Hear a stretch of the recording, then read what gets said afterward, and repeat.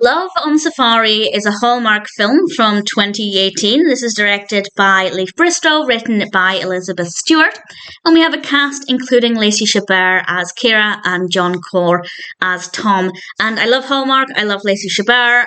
I was hoping I'd enjoy this, but honestly, I didn't really like it. I wouldn't say it's bad. It's not a bad film. I didn't dislike it. But usually I get very happy with Hallmark films. And with this one, I was just waiting for things to happen. And it's not to say it's not eventful, but I just wasn't really feeling engaged with anything that happened. So, didn't love it. And it's a bit of a shame, but I do love Lacey Chabert, so there was at least one thing I liked. And we have some attractive animals, which was quite nice, because our protagonist, Kira, inherits a wildlife reserve in South Africa.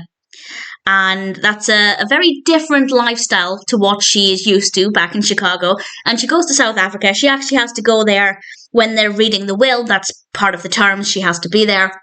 And while she's there, of course, she explores this reserve and also meets Tom, who is a ranger. And obviously, there are sparks there, but it's a little complicated, and I'll say no more than that. I didn't love Tom as a character. Again, I didn't hate him. I didn't hate anything about this. I never really cared for him.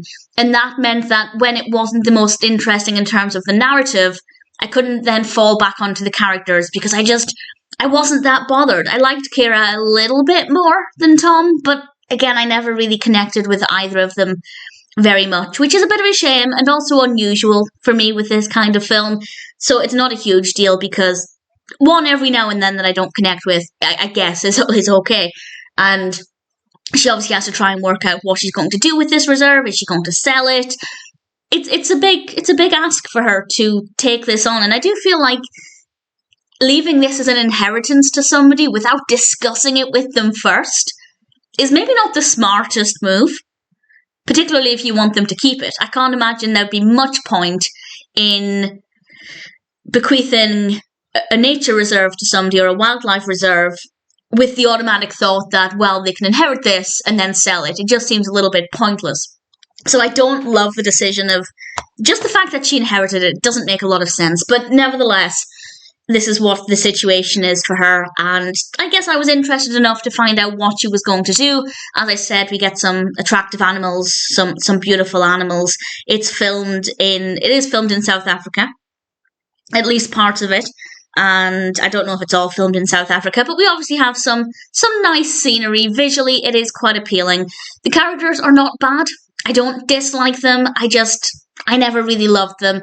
Lacey Chabert was obviously a joy to watch, as is always the case, but I didn't love her character. So Love on Safari for me is not the most interesting Hallmark film. The characters are not that fascinating, but it's not badly written. The characters are not badly done. The performances are absolutely fine. It's just not one that worked for me very much. However, if you're a Hallmark fan in general, if you're a fan of any of the cast, if you like films about animals, then I'd say it's worth watching. I wouldn't watch it a second time, but I guess as a one-time watch, Love on Safari was not too bad.